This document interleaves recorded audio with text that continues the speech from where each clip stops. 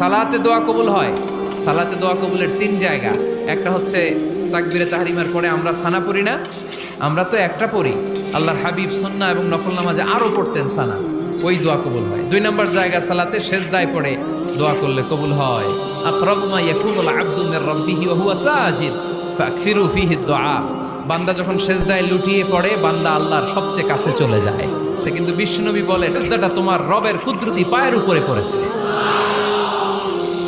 সেজদায় পড়ে দোয়া করেন। সালাম ফিরানোর আগে বিশ্বনবী দোয়া করতেন, লা ইউসাল্লিমান্না আহাদুকুম হাত্তা ইয়াতাআওয়াদা মিন আরবাআ। আল্লাহর হাবিব বললেন, চার জিনিস থেকে পানাহ না আছে আমার কোন উম্মত যেন সালাম না ফিরায়। তারা যেন পড়ে, আল্লাহুম্মা ইন্নী আউযু বিকা মিন আযাবিল কবর, আউযু বিকা মিন আযাবি জাহান্নাম, আউযু বিকা মিন ফিতনাতিল মাহইয়া ওয়াল মামাত, আউযু বিকা মিন ফিতনাতিল মাসিহিদ দাজ্জাল। আল্লাহ কবরের আযাব থেকে বাঁচাও, আল্লাহ জাহান্নামের আগুন থেকে বাঁচাও, আল্লাহ জীবন